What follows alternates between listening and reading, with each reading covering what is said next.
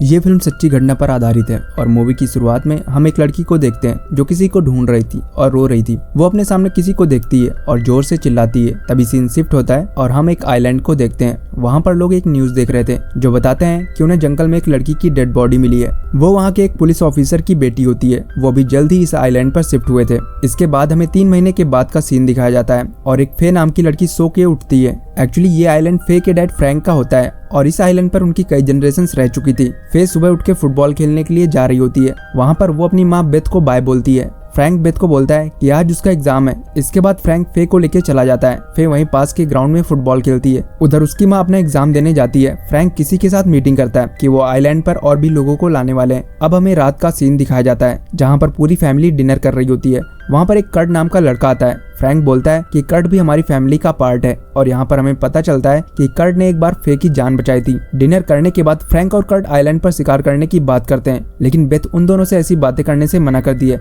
पर फे कहती है माँ उन्हें करने दो। फ्रैंक कर्ट से उसकी नई राइफल दिखाने के लिए बोलता है, जिसके लिए वो दोनों बाहर जाते हैं। बाहर जाके वो दोनों राइफल से फायर कर देते हैं, जिसकी आवाज सुनकर फे को दौरा पड़ता है और वो आइलैंड के किनारे का सीन देखती है जहाँ पर वो अपनी दोस्त मैडी के साथ होती है। खैर जब उसकी आंख खुलती है वो अपने सामने डॉक्टर को देखती है जो उसका चेकअप करने आता है। वो बताता है कि सब कुछ ठीक है, बस उसके दिमाग में कुछ बातें हैं जिसका जवाब ढूंढने की वो कोशिश कर रही है। वो कहते हैं कि इसको किसी तरह का सदमा लगा है। दरअसल फे इस आइलैंड से बाहर जाना चाहती थी क्योंकि वहाँ पर अब उसका कोई दोस्त नहीं था। उसके डैड उसे किसी से भी मिलने नहीं देते थे। वो फे को उसी आइलैंड के कॉलेज में एडमिशन के लिए ले जाते हैं। वहाँ का डायरेक्टर फ्रैंक को अच्छी तरह से जानता था क्योंकि ये पूरा आइलैंड फ्रैंक का ही था। लेकिन वहाँ के डायरेक्टर बोलता है कि अब उसकी क्लास में एक भी जगह खाली नहीं है, जिस पर फ्रैंक बोलता है कि मुझे अपने सीनियर से बात कराओ। वो कहता है कि उसको पता भी है कि इस आइलैंड में अगर मैंने कॉलेज के लिए जमीन ना दी होती तो यहाँ तुम लोग ना होते। फे बोलती है कि मुझे यहाँ पर एडमिशन नहीं चाहिए, पर उसके डैड डायरेक्टर को रूडली बोलते हैं, जिसकी वजह से फे वहाँ से उठकर चली जाती है। बाहर आके वो अपनी माँ को कॉल करती है पर वो उसका कॉल पिक नहीं करती। वो वहीं पर बाहर बैठ जाती है। तभी एक अली नाम की लड़की वहाँ पर आती है और उन दोनों में अच्छी दोस्ती हो जाती है। वो कहती है कि जब वो आइलैंड पर आई थी तब उसने उसके बारे में न्यूज़पेपर में पढ़ा था जब उसकी दोस्त मैडी की डेथ हो गई थी। दूसरी तरफ जब फे की माँ बेथ अपने ऑफिस में बैठी होती है तभी वहाँ पर एक लेडी आती है। वो बाहर आके उससे मिलती है और वो लेडी बेथ से पूछती है कि क्या यहाँ पर फ्रैंक है, जिस पर वो बोलती है कि वो अभी यहाँ पर नहीं है। इतना सुन के वो लेडी वहाँ से जाने लगती है। बेथ उसको रोकने की कोशिश करती है पर वो वहाँ से चली जाती है। उसे कुछ गड़बड़ लगता है, इसीलिए वो फ्रैंक का कंप्यूटर चेक करती है जिसमें उसे $10,000 का एक ट्रांजैक्शन दिखाई देता है, जिसकी फोटो वो अपने मोबाइल पर ले लेती है। तभी वो फोन में फे की मिस कॉल देखती है, जिसके बाद वो तुरंत उससे मिलने के लिए जाती है। फे अपने दोस्त अली के साथ बैठी होती है। तभी एक तेज कार उसके पास से निकलती है, जिसकी वजह से उसे फिर से दौरा पड़ने लगता है। वो फिर से मैडी को आइलैंड के किनारे रेड सैंड के पास देखती है। खैर अब वहाँ पर उसकी माँ और उसके डैड भी आ जाते हैं, जिसके बाद फे थोड़ा रिलैक्स महसूस करती है। अब जब फे अपने रूम पर होती है तो कट बैल्कनी से उसके रूम पर आ जाता है। फे उसे अचानक देखकर डर जाती है। कट उसको बोलता है कि क्या हम बाहर लंच पर जा सकते हैं। फे उसके साथ जाना तो नहीं चाहती थी, लेकिन वो उसको मना भी नहीं कर पाती क्योंकि उसने उसकी जान बचाई थी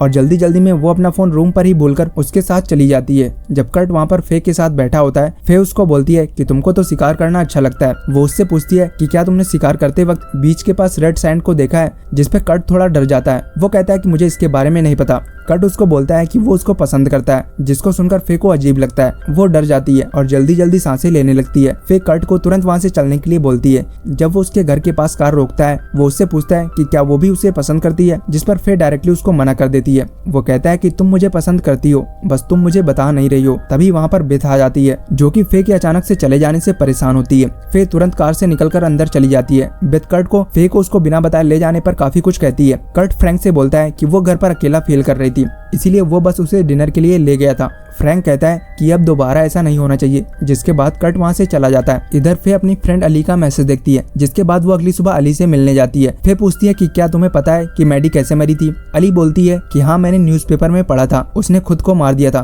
फे बोलती है कि मुझे लगता है कि उसने खुद को नहीं मारा, मेरे माइंड में हमेशा एक रेड सैंड वाला बीच आता है और शायद मैडी वहाँ पर कुछ दिखाना चाहती है। वो कहती है कि हमें उस बीच को ढूंढना चाहिए, जिसके बाद वो दोनों उस बीच को ढूंढने के लिए निकल जाते हैं। पर फे को एक पुलिस ऑफिसर उसके घर लेकर आता है। वो फ्रैंक से बोलता है कि फे हिस्टोरिक साइट पे चोरी छुपे घूम रही थी। फ्रैंक ऑफिसर को थैंक्स बोलता है और वो ऑफिसर वहाँ से चला जाता है। अब इसके बाद फे अपने रूम पर आ जाती है। फ्रैंक भी वहाँ पर आता है और उसको कहता है कि तुम बार बार ऐसे काम क्यों कर रही हो जिससे हमारी फैमिली का नाम खराब हो। तभी वहाँ पर फे के फोन में अली का मैसेज आता है, जिसको उसके डैड देख लेते हैं। वो उसका फोन अपने पास रख लेते हैं और फे को बोलते हैं कि तुम्हें इस लड़की से दूर रहना चाहिए, इसका गलत प्रभाव तुम पर पड़ रहा है। इन सबसे दुखी होकर फे बाहर बैठी होती है। तभी उसकी माँ वहाँ पर आती है। वो कहती है कि हमें शॉपिंग पर चलना चाहिए। जिसके बाद वो दोनों शॉपिंग के लिए चले जाते हैं। वहाँ पर बेथ उसी लेडी को देखती है जो उसके ऑफिस में आई थी। बेथ पूछती है कि तुम फ्रैंक को कैसे जानती हो, जिस पर वो बोलती है कि फ्रैंक पर मेरा कर्ज है, जब वो उसे उतार देगा वो उसे दोबारा नहीं दिखेगी, और वो वहाँ से चली जाती है। अब फे और बेथ एक साथ बैठे होते हैं। तभी फे अपनी माँ से बोलती है कि माँ मुझे किसी भी तरह उस बीच को ढूंढना है, वो बार बार मेरे दिमाग में आता है। फे काफी दुखी होती है। जिसके बाद उसकी माँ बोलती है कि ठीक है हम बीच को ढूंढने चलेंगे।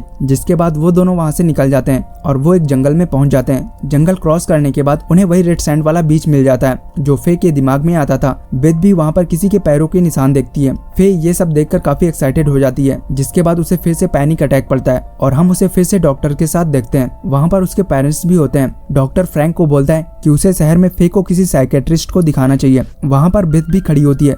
फ्रैंक उससे पूछता है कि तुम उसे जंगल में क्यों ले गई थी। वो कहती है कि वहाँ पर सचमुच एक बीच है और वहाँ पर उसने किसी के पैर के निशान भी देखे हैं। फ्रैंक ये सब नहीं सुनता और वहाँ से चला जाता है। जब फे की तबीयत में सुधार आ जाता है तो वो उसी पुलिस ऑफिसर के पास जाती है जो पहले उसे पकड़ कर लाया था। यहाँ पर हमें पता चलता है कि मैडी इसी ऑफिसर की बेटी होती है। फे उसे एक कोट का बटन दिखाती है और कहती है कि ये शायद मैडी का है, पर ऑफिसर बोलता है कि उसके कोट का कोई भी बटन मिसिंग नहीं है। फे उसे रेड बीच के बारे में भी बोलती है। जिसके बाद वो ऑफिसर वहाँ की जांच करने का डिसाइड करता है। अब वो वापस घर आ जाती है। वहाँ पर फ्रैंक बेथ और फे को बुलाता है और उन्हें समझाता है कि हमें एक साथ फैमिली की तरह रहना चाहिए और हमें एक दूसरे का साथ देना चाहिए। वो कहता है कि हमारे बीच जो भी प्रॉब्लम है उन्हें आज हम खत्म कर देते हैं। वो फे से पूछता है कि तुम्हें क्या चाहिए, जिस पर वो बोलती है कि मुझे मेरा फोन चाहिए, और वो ये भी कहती है कि वो कर्ट को घर पर डेली नहीं देखना चाहती, जिसके लिए उसके डैड मान जाते हैं और ये सब बाहर डिनर करने के लिए डिसाइड करते हैं। और जब वो वहाँ से डिनर करके घर के लिए वापस लौटते हैं उन्हें घर के बाहर कर्ट मिलता है। फ्रैंक उससे पूछता है कि तुम यहाँ पर क्या कर रहे हो। वो बोलता है कि मैं डिनर के लिए आया था।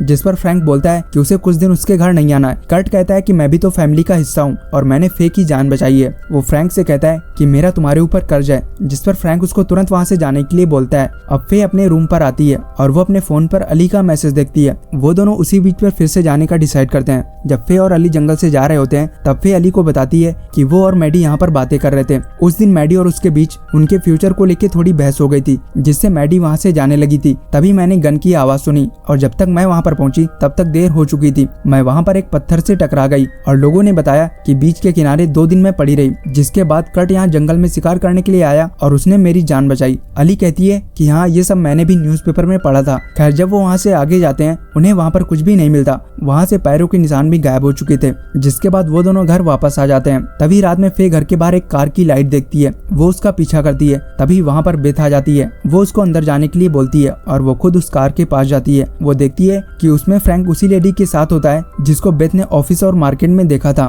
फ्रैंक उस लेडी को वहाँ से जाने के लिए बोलता है और बेथ से कहता है कि वो जैसा सोच रही है ऐसा कुछ भी नहीं है। वो इसके बारे में अगले दिन बात करने के लिए बोलता है और अगले दिन वो बताता है कि कुछ दिन पहले उसे भारी नुकसान हो गया था। जिसके बाद उसने एक कंपनी से लोन लिया था और वो लेडी बस लोन कलेक्ट करने के लिए आई थी। वो बताता है कि उसने अब सारा लोन पे कर दिया है और वो अब दोबारा नहीं आएगी। खैर अब हम फे को देखते हैं जो अली को मैसेज कर रही थी, लेकिन उसका कोई रिप्लाई नहीं आता। वो उसके बारे में कॉलेज में पता करती है और उसके घर भी जाती है, पर उसे वहाँ पर कुछ भी पता नहीं चलता। जिसके बाद वो उसी बीच के किनारे जाती है। वहाँ पर वो कर्ट को देखती है। फे कर्ट से कहती है कि तुम यहाँ क्या कर रहे हो। जिसके बाद कर्ट उसको पकड़ लेता है। तभी फे को सब याद आने लगता है क्योंकि कर्ट ने मैडी को मारते समय भी फे को ऐसे ही पकड़ा था और जो बटन उसको मिला था वो कर्ट का था। वो फे को पकड़े ही होता है। तभी पीछे से अली उस पर अटैक करती है। दरअसल कर्ट अली को फे से दूर करना चाहता था, इसीलिए वो उसका पीछा कर रहा था और वो बीच के किनारे आ गया था। अब ये दोनों वहाँ से भाग जाते हैं। अली फे को उसके घर ले जाती है जहाँ पर फे अपने पेरेंट्स को सब कुछ बोलती है। अब फे के पेरेंट्स बाहर आके अली को थैंक्स बोलते हैं। बेथ फ्रैंक से बोलती है कि उसे पुलिस को बुलाना चाहिए,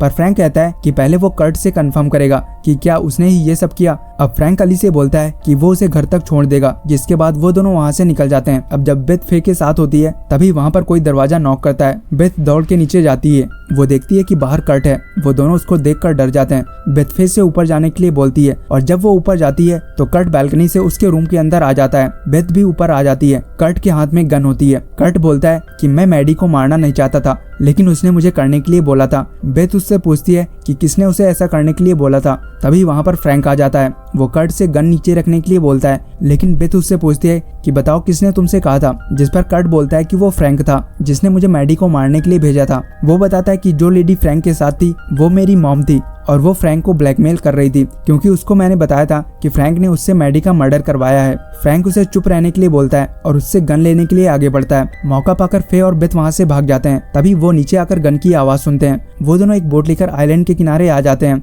बेथ फे को बोट से वहाँ से जाने के लिए बोलती है। वो कहती है कि वो बाद में आ जाएगी जब वो फ्रैंक की सच्चाई सबको बोल देगी। फे वहाँ से जाने लगती है। तभी वहाँ पर फ्रैंक आ जाता है और वो बेथ को मारने लगता है। वो कहता है कि मैं किसी को भी अपनी फैमिली के करीब नहीं आने दूंगा, ना ही मैडी को और ना ही किसी और को। तभी फे एक लकड़ी के टुकड़े से उस पर अटैक करती है, लेकिन फ्रैंक वो लकड़ी का टुकड़ा उससे ले लेता है। तभी वहाँ पर मैडी के डैड यानी कि वही पुलिस ऑफिसर आता है जिसको फे ने इन्वेस्टिगेशन के लिए बोला था। वो फ्रैंक को अरेस्ट कर लेता है और फ्रैंक से कहता है कि मैं तुम्हें कभी बाहर नहीं आने दूंगा। बेथ उससे पूछती है कि तुम्हें हमारे बारे में कैसे पता चला, जिस पर वो बोलता है कि मुझे अली ने सब कुछ बताया जो कर्ट ने बीच पर उसके साथ किया था। इसके बाद मैं तुम्हारे घर गया, वहाँ पर मुझे कर्ट की बॉडी मिली, जिसके बाद मैंने फ्रैंक का फोन ट्रेस किया और मैं तुम लोगों तक पहुंच पाया। मूवी के लास्ट में फे और उसकी माँ इस आइलैंड को छोड़ने का डिसाइड करते हैं, जो कि फे बहुत पहले से करना चाहती थी, और यहीं पर यह मूवी खत्म हो जाती है।